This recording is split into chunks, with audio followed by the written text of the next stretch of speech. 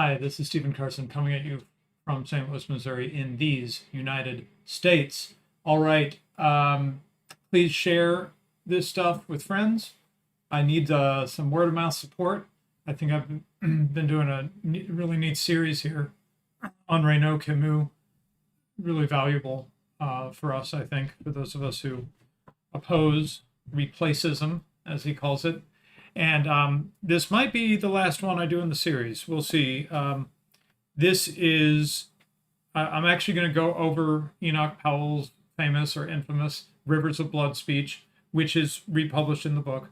And then I'm going to do what is sort of a preface to it, written 50 years later by Renaud Camus, called Elegy for Enoch Powell. I think both of the pieces have a lot for us. Okay, so I'll start in just a moment.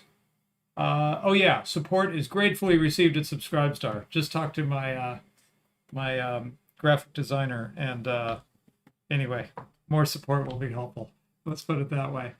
But also, we're discussing trying to do something a little more ambitious with the channel than what I've been doing with just the weekly live stream. So we'll see.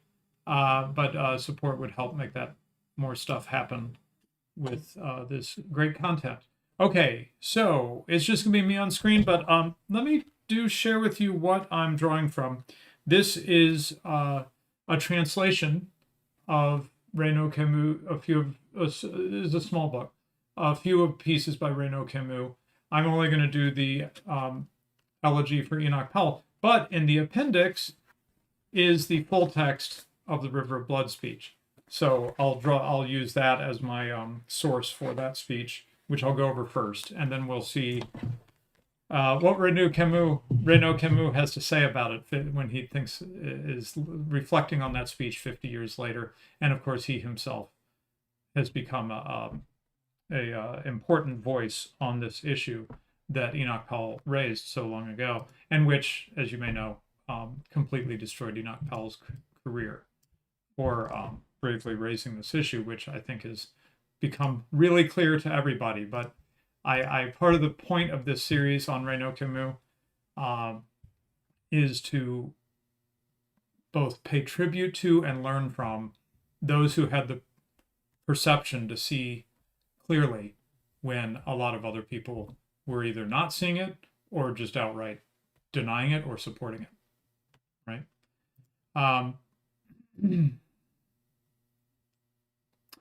Okay. Oh, yeah, I showed you the book, but I actually wanted to share a link in the live chat, and I'll do it on Twitter too. Give me just a moment.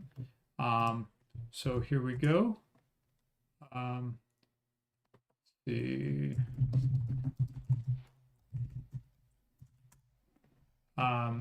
Let's see, Twitter as well. I'll reply for those watching there. I will reply to there it is. Doing a reply to the live stream on Twitter with that. Well, I guess I could have labeled it. Come back. Okay, let me try that again. Okay.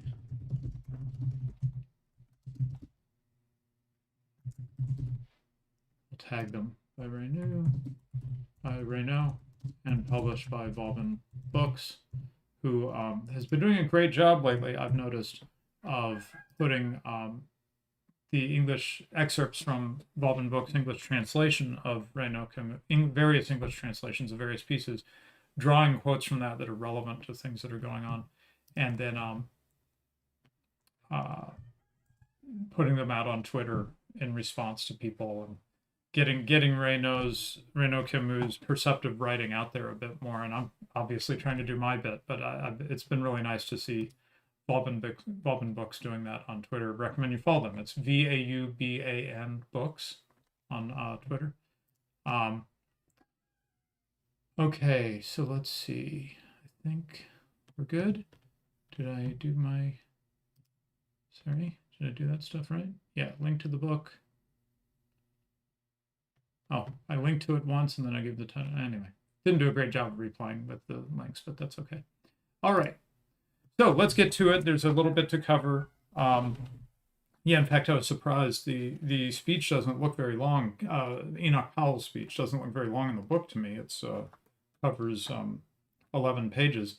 But then I found on YouTube a reading of it, or was it a recording of him doing it? I don't know.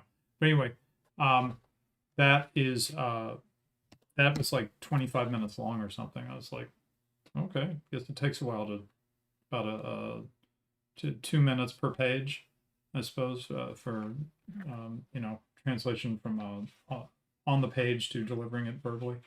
I'm not going to read the whole thing, but I want to jump around some things that struck me looking at it. I guess here's a running theme that I think you'll pick up on, which is just that here he is writing in 1968, over 50 years ago, right? Because Camus' speech is now a few years old. So over 50 years ago, and it sure seems to me that it's not that outdated sounding. The issues he's raising, the concerns he has, the patterns of behavior he's pointing out, it all sounds pretty fresh. So this speech was delivered to the Conservative Political Center in Birmingham, England on April 20th, 1968. Powell himself never called it the Rivers of Blood speech. Other people did, I guess, to make it sound scary. And he doesn't actually use the phrase rivers of blood, though you'll see it makes sense why it isn't completely crazy to call it that when you see a Latin quote he uses at the end. He referred to it just as his Birmingham speech, but it brought down trouble for him. He was going against the spirit of the age, which we now know. Maybe it was less clear then. It was clear to Powell. But we now know that this is a top priority of the regime is mass immigration, right? Okay, so he starts just by talking about what is the job of a statesman. And he says people are, he knows that people are not going to like it that he's bringing this up. So he talks about that, and he says people are disposed to mistake predicting troubles for causing troubles and even for desiring troubles. If only, they love to think, if only people wouldn't talk about it, it probably wouldn't happen. Right? This is the shoot the messenger problem, right? Anyway, the discussion of future grave, but with effort now avoidable evils is the most unpopular and at the same time the most necessary occupation for the politician. Now, clearly this is a man cut from a different cloth of what I think of as our politicians, right? Who are not thinking ahead to unpopular but avoidable evils that as a statesman they should go ahead and nip in the bud now before really, before we really see the consequences. I don't hear anybody talking like that, I mean, all credit to Trump, but at this point he's basically like, let's try to stem the tide after it's already overflowed everything, he's not early on at least on this particular issue. Okay, so he starts with he shares two stories from constituents. I'll just share the first one because it's short, and I think it's these two stories maybe that particularly would trigger people now, and certainly would maybe triggered people then. I don't know. Maybe that's part of the reason the speech got him in so much trouble. He shares a story from a middle-aged, quite ordinary working man and employed in one of our nationalized industries. And the man said, I have 3 children, all of them been through grammar school and 2 of them married now with family. I shan't be satisfied till I have seen them all settled overseas. In this country, in 15 or 20 years' time, the black man will have the whip hand over the white man. Now, this sounds pretty inflammatory, right? But now we have terms for this. It's, gay race communism. There's other terms are available that I'm not going to use on YouTube. But now we recognize that there is an agenda that minorities, immigrants, and so forth are being used as a political tool to do a power play domestically and to reshape the nature of the populations in the West, right? So even to our ears now, that sounds a little shocking, talking about the black man having the whip hand over the white man. But in a pretty blunt way, I mean, that's the world we're in or heading towards quickly here. So Powell says, here is a decent, ordinary fellow Englishman who in broad daylight in my own town says to me, his member of Parliament, that his country will not be worth living in for his children. I simply do not have the right to shrug my shoulders and think about something else. What he is saying, thousands and hundreds of thousands are saying and thinking, not throughout Great Britain perhaps, but in the areas that are already undergoing the total transformation to which there is no parallel in 1,000 years of English history. Yeah, and this is for Americans, this is something you need to bear in mind. We sometimes project our own situation onto a place like England that we feel a lot of kinship to, but there's certain respects in which it's a quite different story. For example, England never really had slavery, or not for a long time. I mean, 1,000 years ago maybe, but there was some legal precedent that breathing the air of England makes you free or something. Anyway, you could like bring your slave and the slave could sue, or someone could sue on their behalf and free them because they came to England, and we don't have slaves in England. So Americans are used to the idea that there's this population of former slaves, descendants of former slaves, and there's all this guilt for that and so forth. That's not really exactly the situation with England. Obviously, English merchants were involved with the slave trade. Famously, the man who wrote Amazing Grace had been involved with the slave trade and then repented later. But the other thing to think about with England in regards to slavery is that England was involved with the abolition of the slave trade internationally. So, seems like they should get some credit for that. Furthermore, because we're used to having an originally African population in the United States, it ranges, but something between 12 and 15% of the population at different times in American history has been sub-Saharan Africans, Black Africans, right? We're kind of figuring, oh yeah, there are probably lots of blacks over in England. Well, no. The population of the UK was like 99.9% white until my lifetime or something. It's very recent, historically speaking. So this is not, it's a really quite different situation Powell's speaking to than what we're used to here, where we're like, oh yeah, there's always been black people, there's always been a lot of immigration. Not really the case in England. It's not. It wasn't until recently.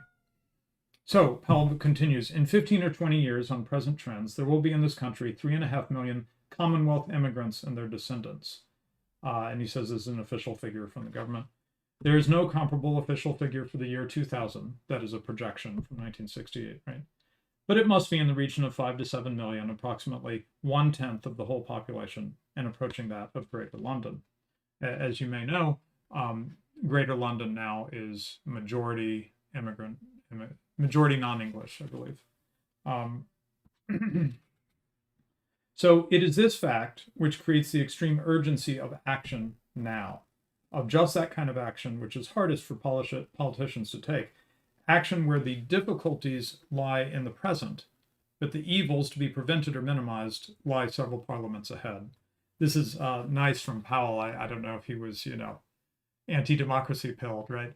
But he's making a point that Hoppe makes. The nature of democratic politics is that it's short. You have people in office who have a short time horizon, right? They're not thinking about the consequences of this in 20, 30 years for the next generation, the generation after that.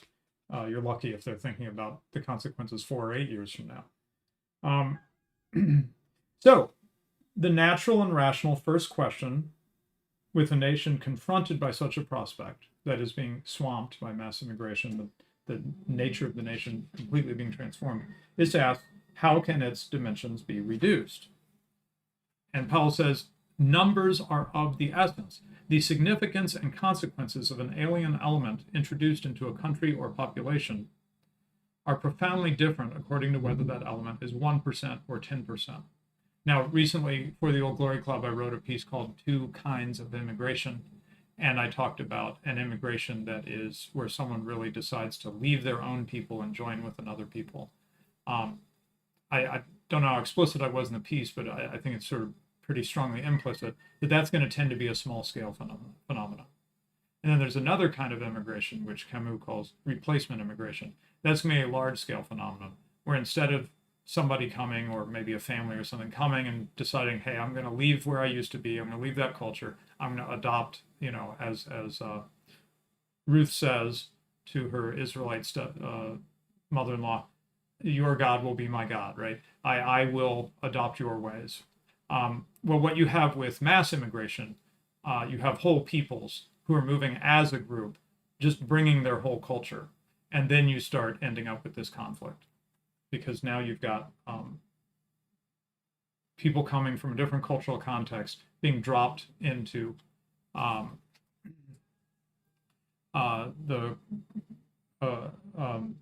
this alien cultural context, and history tells us that we tend to have a lot of conflict, right, when such a thing happens. So anyway, Powell's point is size matters on this, right? This is why I'm always quite careful when I'm critical of this phenomenon. I always use the term mass immigration. If you watch on Twitter, you'll see I always say mass immigration. I don't say immigration, because I believe there's a certain kind of immigration in a healthier, non-crazy scenario that Western countries would be comfortable with, would be okay, would not cause chaos. It would be a lot smaller than what we're seeing now. And when I wrote Two Kinds of Immigration, if you look at the comments on there, you'll see some people were quite angry that I was making the case for any sort of immigration at all. And I understand the reaction, but I think that it's important to look ahead a little bit as to what is fitting for us as a people. And I think 0.0 immigration, I don't know about that. I think it would be way smaller if we had our way, if we went, right?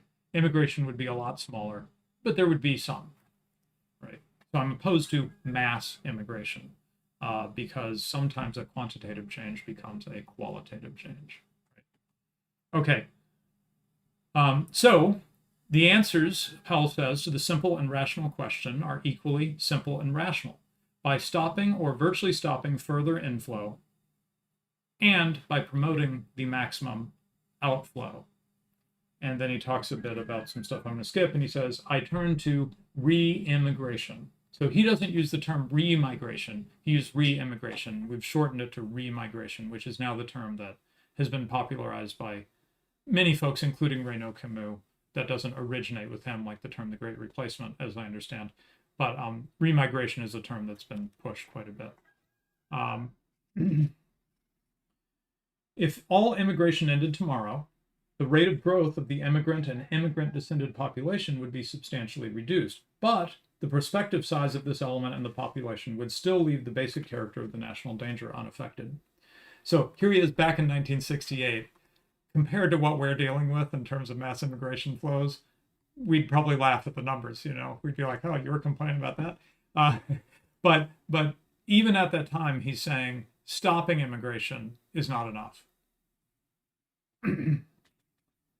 So hence the urgency of implementing now the second element of the Conservative Party's policy, the encouragement of re-immigration. I don't want to go deep into British politics because I wouldn't know what I'm talking about, but the context of the speech suggests that the Conservative Party at that time, the Tories, already had official policy planks against about stopping immigration and even about re-immigration, as he just said. And yet, my understanding is it's the Tories themselves that really buried Enoch Powell for giving the speech, supporting what was in their party platform. Anyway, you know how it is. Okay. He says there's a third element of the Conservative Party's policy, which is that all who are in this country as citizens should be equal before the law. There should be no discrimination or difference made between them by public authority. Okay. As Mr. Heath has put it, we will have no first-class citizens and second-class citizens. So this is to reject a sort of, I don't know, well, it's not even fair to say apartheid, but you know what I mean. So that kind of situation. But Powell has an important comment on this. He seems to be like, okay, that's the position, fair enough. He says, but this does not mean that the immigrant and his descendants should be elevated into a privileged or special class, or that the citizen should be denied his right to discriminate in the management of his own affairs, between one fellow citizen and another.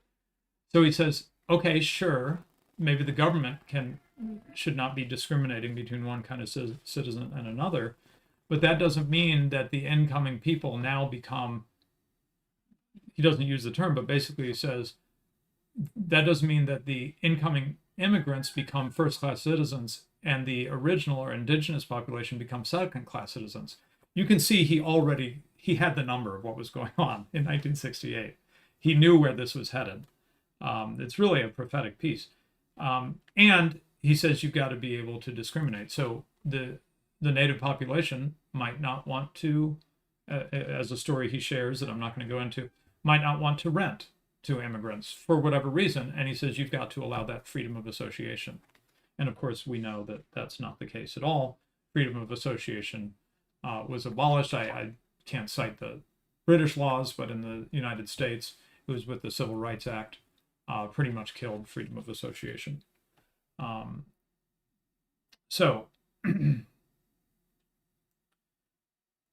He says there could be no grosser misconception of the realities than that entertained by those who vociferously demand legislation, as they call it, against discrimination. So he opposes here that kind of law that prevents people, that kills freedom of association, right? Okay, so so he says, while to the immigrant, entry to this country was admission to privileges and opportunities eagerly sought, the impact upon the existing population was very different. They found themselves made strangers in their own country. They found their wives unable to obtain hospital beds in childbirth, their children unable to obtain school places, their homes and neighborhoods changed beyond recognition, their plans and prospects for the future defeated. At work, they found that employers hesitated to apply to the immigrant worker the standards of discipline and competence required of the native-born worker. They now learned that a one-way privilege is to be established by act of parliament. This is the law he's making a speech against, I believe. A law which cannot and is not intended to operate to protect them or redress their grievances is to be enacted to give the stranger, the disgruntled, and the agent provocateur the power to pillory them for their private actions. Right? So he's saying we're putting into place a legal setup which effectively privileges the immigrant against the original population. Yes, that's what they did. He lost, and that's what they did. I want to make one comment, this thing where he says, unable to obtain hospital beds, homes and neighborhoods changed beyond recognition, and so forth. Plans and prospects for the future defeated. I've talked to Black Horse about doing this on our time together, and he says he just doesn't have the knowledge for this. I need to find someone maybe who can cover it. But it seems to me that a lot of the sort of low IQ commentary on this topic is getting out a map, Canada or the US, say, and saying, look at all that space. You've got room. Okay, well, from a certain point of view, like let's say we were doing frontier stuff, like in the old days, people are coming to settle vast stretches of the American West, say, or the North in Canada, where there just is zero people or very few people in certain areas. There's just vast tracts of land that never really has been settled all this time. That might be a different discussion. That'd be an interesting discussion. I don't know. Still a hard discussion, I think, but a different discussion than we're having. That's not the nature of our current mass immigration. The nature of our current mass immigration is that they become competitors for the existing housing stock. And that is a very different picture than looking at these vast tracts of land in Canada and the US and Australia and so forth, right? Because we don't have houses out in the middle of the wilderness for immigrants to just pop themselves into. as you have mass immigration on the kind of scale we're dealing with it now, you start running into problems with the housing stock. It becomes difficult to buy and rent and so forth because they're just streaming people in, and there's only so many buildings and we can only build more so fast. And do we really want to just cover everything with more and more buildings, and have a glorious concrete Soviet bloc future for our country? I don't know that that's what we want, right? So he says the sense of being a persecuted minority, which is growing among ordinary English people in the areas of the country which are affected, is something that those without direct experience can hardly imagine. Now, this doesn't sound too dramatic to us. We're like, yeah, we hear about this. But at the time, he was looking to, a lot of immigration was coming to certain areas. And he was saying the people in those areas were already starting to feel this effect of somehow being a minority in the land of their forefathers, somehow feeling like a minority. Well, now this is happening more and more frequently in more and more places, including as has become a issue courtesy of Martin. Trump has brought attention to this, that we've associated mass immigration with coming into Manhattan and big cities and stuff.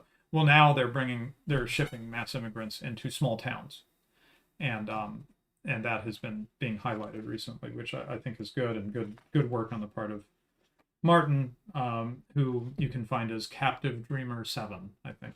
His accounts get messed up a lot, I think. Okay. So he shares a story, and there was one line from it I wanted to share. She's describing someone having trouble with a bunch of immigrants coming in, and it says they cannot speak English, the immigrants, but one word they know, racialist, they chant. When the new race relations bill is passed, this woman is convinced she will go to prison. So,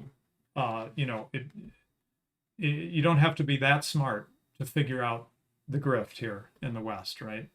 If you accuse the native population of treating you in a racist way, you're going to have a good chance of winning and getting what you want, right? So they're saying that's the first word they learn, is to accuse the natives of being racists. So now we are seeing the growth of positive forces acting against integration, he says. Right? All the talk was, yeah, well, we'll integrate. We'll bring people in, but they'll integrate. They'll become true British people, true American people, whatever, true Canadians.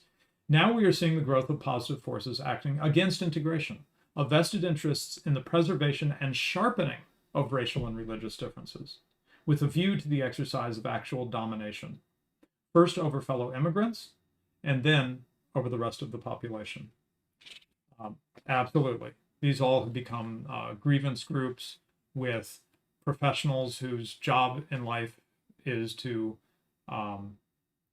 sue people because you didn't treat Hispanics in America right, or Muslims in the UK right, or whatever, right? So they become, rather than seeking to integrate, there's people who have a vested interest, as he said, in not integrating, and really using people as a political hammer on the native population. So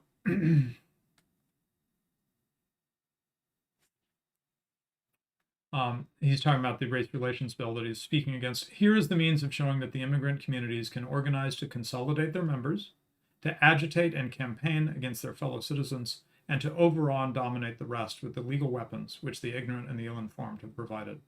As I look ahead, I am filled with foreboding. Like the Roman, I seem to see the river Tiber foaming with much blood. That's why they call it the Rivers of Blood speech. And then he just goes on to say, we need resolute and urgent action. Instead, they canceled Enoch Powell's political career. But Camus is going to speak about that. Now, I have a pinched nerve, so I'm going to grab an ice pack, and I'll be right back. And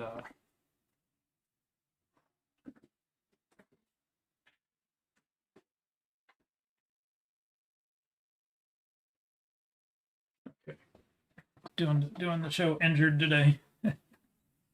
Didn't get much sleep last night because I couldn't find a comfortable position with this pinched nerve. But I've already seen the chiropractor today, seeing him again tomorrow, so it'll get better. Okay, All right, so there's the speech from 1968. Now, 50 years later, it was what? I'm sorry, why don't I have this to hand? Let's see. Yeah, so 2018, on the 50th anniversary, they published Enoch Powell's speech in an edition in French, I guess, and Renaud Camus wrote a preface for it. And I think it's quite interesting because now Camus is speaking much more from the perspective of our time, right? What happened since Enoch Powell gave that speech? Was he wrong about the developments? Was he successful in raising resistance to this mass immigration? Okay, so I'll just start by reading the beginning in full. I am greatly honored to be invited, Renaud Camus writes, to preface this rightly famous speech, the prescience and courage of which cannot be overstated. And I am delighted for the opportunity it presents to pay homage to one of the intellectual and historic figures I admire most, Enoch Powell, a hero of the Second World War and the fight against Nazism, an opponent of appeasement from the start, and would you believe it, one of only 2 members of the British Army to have begun the war as a simple soldier and ended it as a general, the youngest ever at the time of his appointment. A poet, linguist, eminent scholar, expert in classical literature and philology, specialist of Herodotus and Thucydides, prominent politician, and great visionary. And he's not exaggerating, by the way. If you learn more about Powell and how learned he was and everything, he's a damn impressive figure. And then I didn't even know about the amazing military career. So anyway, Powell was one of the old breed, you know.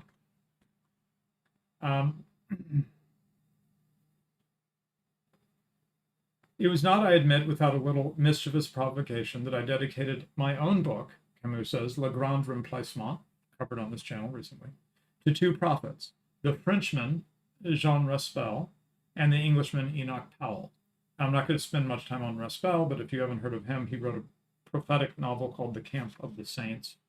And then, of course, he was dedicating it to Powell because of this speech. Camus says, neither of them was heeded or even heard. And he talks about for the Frenchman, he just got to watch all of this unfold that he had predicted and just couldn't do anything about it. As for the Englishman, Powell, his speech shattered his career and destroyed the man. So, first of all, this Rivers of Blood thing, I thought this was slightly interesting. This is from the Aeneid. In Latin, it's the lines are Bella horrida bella et fibrem multo spumanten sangui cerno. And one translation in English is wars, grim wars I discern, and Tiber, a foam with streams of blood. So that's what he was drawing from at the end of his speech. It's funny, Omani says, what are your thoughts on Spandrell's analysis of Powell? Spandrell, who I sort of think of as an online friend maybe, interact with him a lot. He said something like, really, rivers of blood? What we have is even worse. There are no rivers of blood. Instead, the whites just let it all happen. Well, Camus has his own perspective on this. Get ready. In response to what you just asked. Camus writes, there have indeed been no rivers of blood, but there have been many bloody attacks perpetrated by the occupier, hostages executed. In short, and above all, there have been countless little streams, murders, rapes, forced confinements, kidnappings, and all this no-sense, which means harm. As I like to say, this relentless determination to harm, to trouble, to ruin life, which has transformed one of Earth's most peaceful and civilized countries, Great Britain, and with it so many others in Europe, Sweden, the Netherlands, Belgium, France, Germany, into chaotic assortments of untidy and dilapidated wastelands, brutish and ultra-violent, which every day put us on notice in public transportation, in hospitals and schools in the street, as to their status as pioneering outposts of the global shantytown. He's a great writer, isn't he? Even in translation, he comes off pretty well, I think. And then, speaking exactly to Spandrell's point, Camus goes on, there have been no rivers of blood, no, but this is because England, which displayed such exemplary heroism, such unparalleled steadfastness, such spirit of resistance faced with previous threats of invasion, has this time extraordinarily seen to its own submission. A submission not so much, if at all, to the invaders themselves, as to the forces and mechanisms and interests that have brought them in ever greater numbers, that have imposed them and that protect them.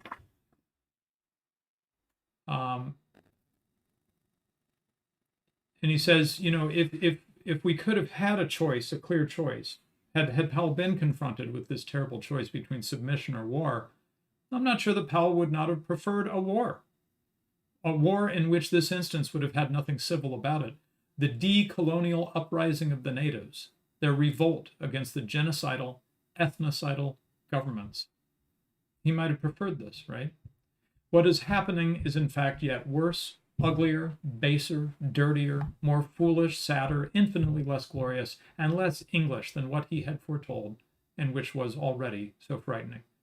In short, Spandrell's take is just what Camus is saying, right? We didn't get rivers of blood. We've got streams of, horrors like the mass ethnic rape in England of almost entire, not 100%, but like 98% white girls by primarily Pakistani men, drugging them, gang raping them, and turning them into prostitutes, English working class girls, white working class girls. That's, one example. I'm sure you all know many, many others. So we got that, but mostly we didn't get a big conflict. Everyone just submitted to it. So there's like he said, it's a sadder and dirtier and baser destiny that we got than what Powell was imagining there. So what happened? Well, with his speech, it caused an enormous scandal among the political class, I guess. But it was actually generally well received by the public, at least among the native population. The orator received thousands of letters and telegrams, the vast majority of which were enthusiastic and which thanked him for his courage. It was the politicking and media class, first and foremost the establishment of his own conservative party, the Tories, that saw to it that no heed be paid these powerful and vividly expressed warnings, and that forever shattered Powell's career. Powell had defied a power greater than he. And on the treachery of the Tory party, my friend Academic Agent talks about this a lot. He pushed for 0 seats in the recent UK election. That is, he didn't just want the Tories to lose the election, he wanted them to be just wiped out as an entity because of their very lengthy history of betraying, their constituency or the principles they espouse. They've got a long habit of doing this and remaining in power while doing it. So he thinks the Tories just have got to be ended.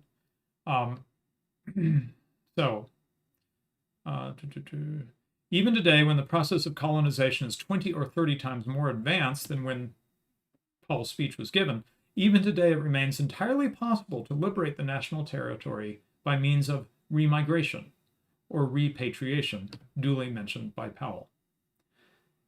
But Powell was dealing with an opponent quite other than the colonist or occupier, far more powerful than him because shapeless and faceless, indeed without attributable existence, nameless, with no other will than that of the machine or algorithm, a pure tropism. So what Camus is turning to, right, is that, as I've said, the immigrants, the mass immigration, is a tool or a weapon in the hands of other forces. And he's saying, really, those are the ones that keep winning. It's not so much the immigrants themselves. It's actually the people who are pushing for this mass immigration. Again, talking about Martin's work, he said, how is it that, in a Pennsylvania town of 50, 60,000, they got 20,000 Haitians placed in that town?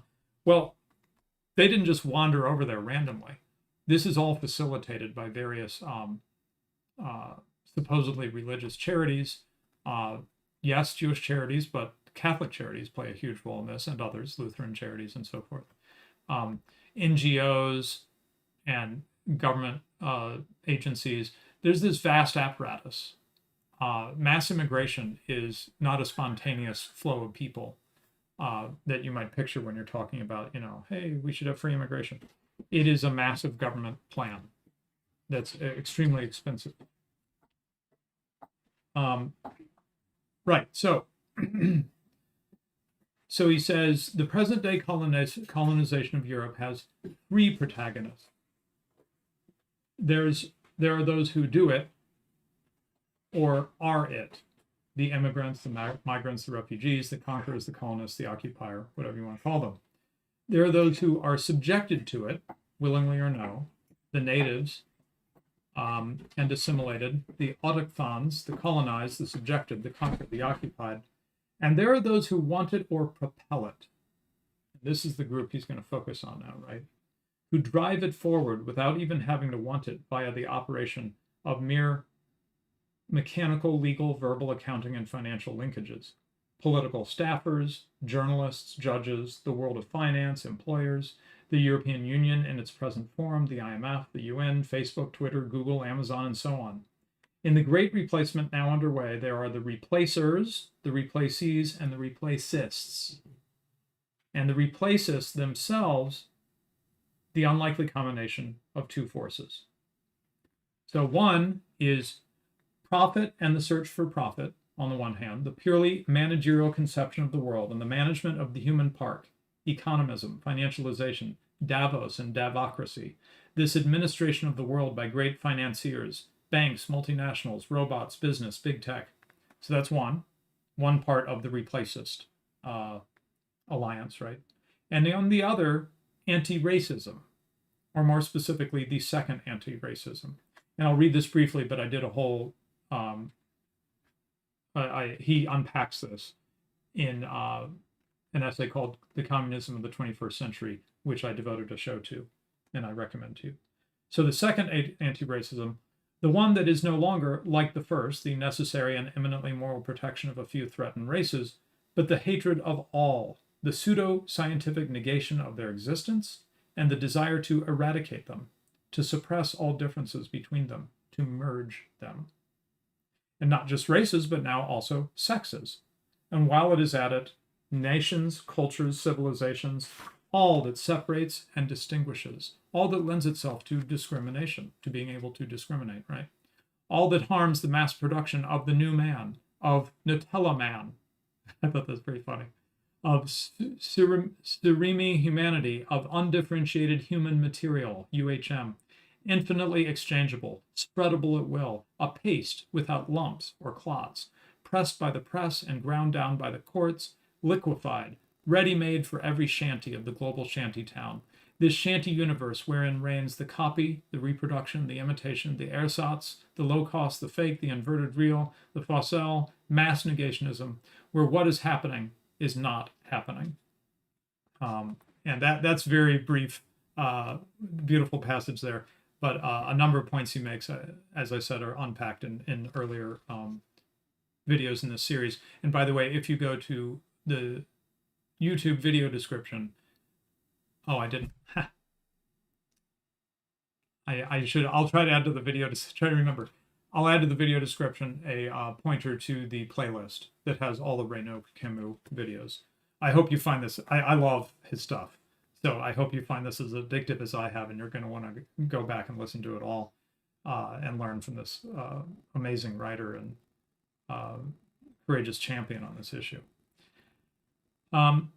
Okay, so then he talks about a coalition of interests that one traditionally describes as right-wing, because they are those of the property, the landowners, the employers, and what are or were once usually seen as left-wing ideals and values, anti-racism, equality, freedom of movement. As soon as the product is man himself, there is no longer any conflict between the free circulation of merchandise, so dear to finance and trade, and the free circulation of individuals, so dear to anti-racist egalitarianism. And not only does this fusion of right-wing interests and left-wing ideals render invincible the unprecedented power that embodies and carries it out, but it also makes it sympathetic, morally irreproachable, impossible to criticize, even if there is nothing there but an industrial process for obtaining an ever more homogeneous and chemically pure spread. Who would dare rise up against anti-racism and the equality of man and woman, of heirs and non-heirs, etc.? Right? Egalitarianism has become a great value of our time, and you're seen as to speak against egalitarianism is yucky, right?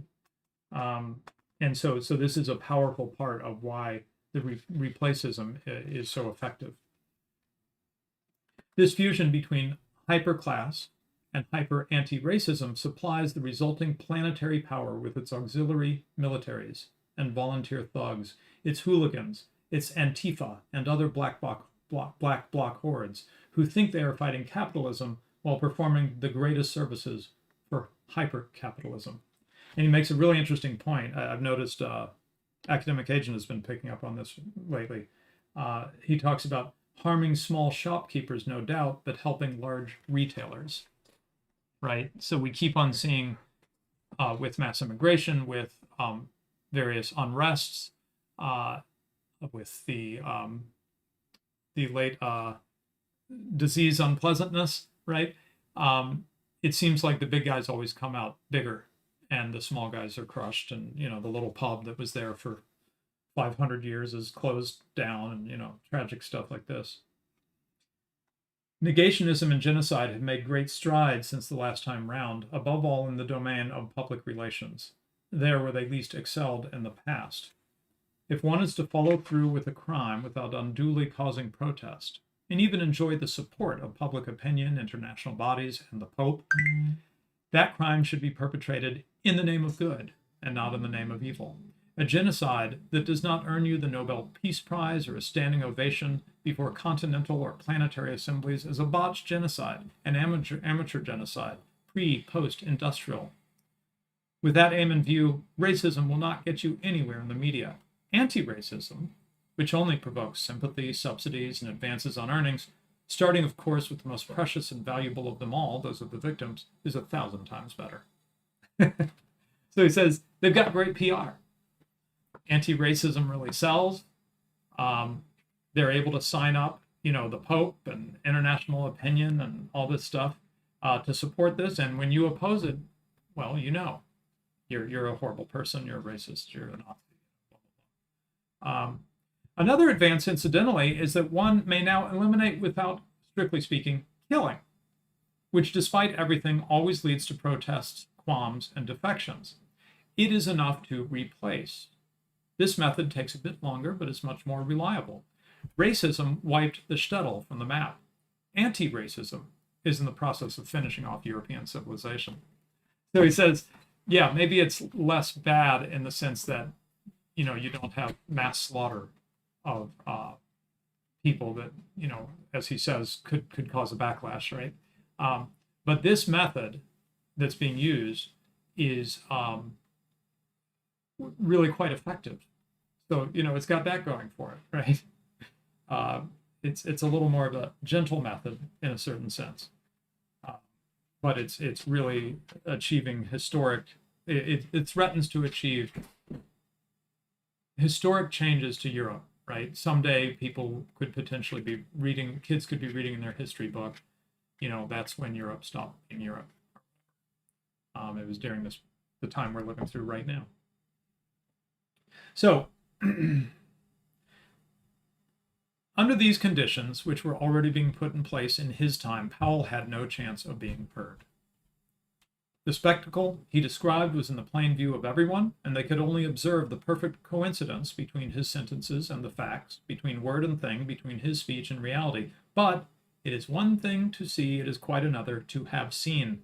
In The Emperor's New Clothes, the most accurate literary and philosophical metaphor for our situation these past 50 years, The people in its entirety can see that the king is naked.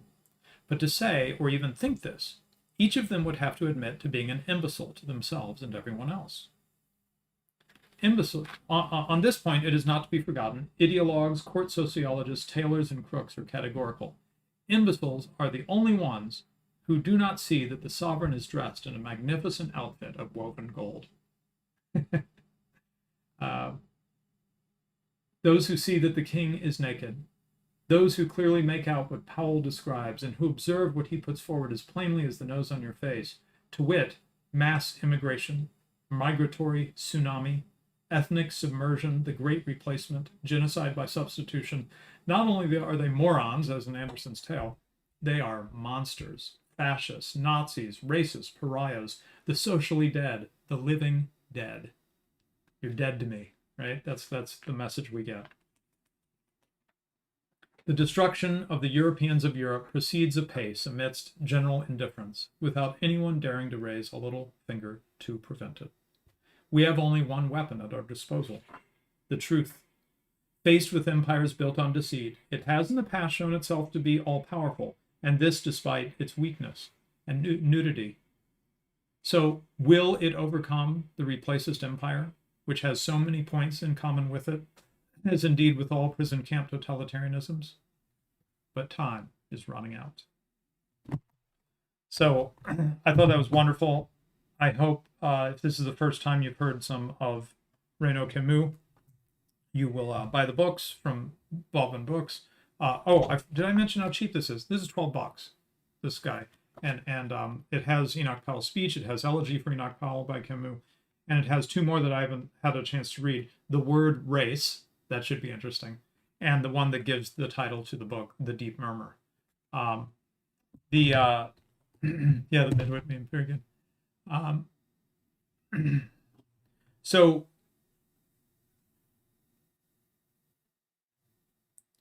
Camus doesn't write with zero hope. He says there is hope because we have the truth to deploy, the truth of what is literally happening before our eyes, right? So that's a bit of an advantage.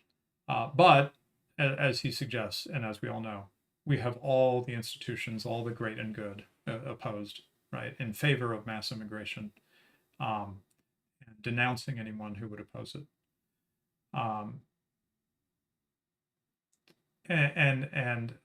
So he's not without hope, but he is like Powell, but even more so. 50 years later, he writes with great urgency, right? And even now, I don't think the cause of Europe and the wider European civilization that's in Australia, New Zealand, United States, Canada, so forth. I don't think the cause is over quite yet. It feels like it's almost too late, but it isn't quite too late. Things can change. What was it? Academic Agent was pointing out that Iran is kicking out, how much was it 2 million Afghanis? Was it that many? I think it might have been, yeah. And then there's a great quote by Powell. Someone said something like it in the comments. He says, we're told it's an age of migration. Okay, if people can migrate in, they can migrate right back out. Evidently, we know how to move people around these days. Well, let's do that the other way. And thus, both Powell in 1968 and Renaud Camus 50 years later call for re-migration. All right, so that's my stuff. Let's see if there's anything else to address before we stop for the day. Thank you for a lot of comments in the chat. The imbecile is the midwit meme. Well, they're saying we're the imbecile, right? We're not seeing. We can't see the emperor's clothes, you know. Let's see. Yeah, it's Obadiah Vandal. He says, big fan of the idea myself. People have been moved before. They can be moved again. That's right. And Tunes Tierney says, freedom of association is a huge step. Also not so coarse to scare the flock. Yeah, I think freedom of association is a good ideal. It's a very human ideal. It's a humble ideal. It says we don't know your situation. We don't know who you're dealing with. You might be dealing with some very unsafe people, and you need to be not forced to associate with people who you don't want to associate with. You may have very good reason, rather than assume that you just have evil in your heart or something. We ought to we ought to support your freedom of association, right? This is not a crazy position at all. And then, yeah, we addressed that about Spandrell's take, which is very similar to Camus' take. Elmani says, do you want, if necessary, remigration more total and more radical than anything we today can even imagine? Yeah, again, sorry, academic agent's been on the same theme recently. That's why I'm mentioning him a lot. He recently had a video, a talk, anyway, a video, I think it was, where he documented all of the movements of populations that happened, particularly after World War II, I think.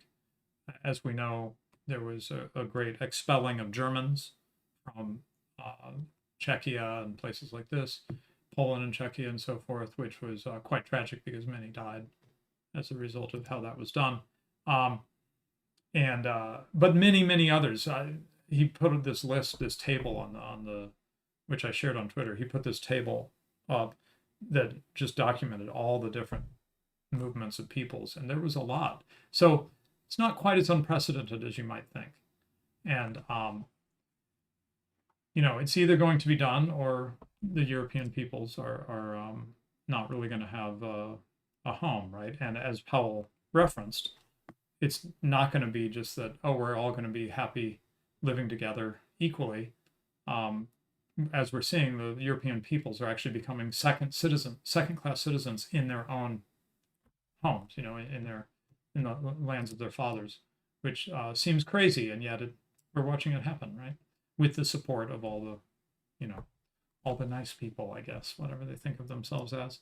Okay, I think I've covered the things I need to cover. Thank you for joining me. I hope you've enjoyed this series. I'm not sure that I'll do more on Camus. I think I've done enough to give you the idea. As usual, I'm not necessarily trying to be comprehensive, but just put something out there so that you can follow up on it. And I hope you've heard enough of Camus that you are interested in reading. A lot of this stuff, it's not like this whole book, 3 essays with the speech is 70 pages, It's not necessarily super long stuff. He has a ton of writing in French, but Vauban books can't translate it all, right? They've been selective in what they're translating. There's a book called, do I have it here? Yes, here we go. I don't know how to pronounce it. Europe? I don't know what that symbol, that O with a thing through it is. This is a little dystopian thing, fiction, a parable, a rediscovered fairy tale. So I'm looking forward to reading that for my own enjoyment, though I'm not necessarily going to cover it on the channel. But anyway, I really appreciated getting into Camus. I actually somehow lucked into following and being followed by Renaud Camus on Twitter a while back. Well, a couple of years ago, before I started any of this. And now I realize what an honor it is, having been reading his writings here. He's really perceptive, especially about language games that are used to undermine resistance to the replacists, the replacism. So, what a gift. Really recommend, why figure this stuff out all on our own when we can go to a master like Camus, who's already been thinking about this for a long time, who literally coined the term, the Great Replacement, Le Grand Remplacement, 30 years ago. And also Enoch Powell, who over 50 years ago saw what was coming and raised the alarm. So, let's learn from our elders. That's a traditionalist thing to do, right? Honor those who came before you. So that's what I've been trying to do with this series. And I will add that to the video description right away once I get off air, the list, the pointer to the playlist, so you can see the rest. There's been several videos now, several streams. Okay, thanks very much. Should be back next week with Black Horse. Not sure what we're going to talk about next, but it should be good as always. And thanks for your support. Let's see.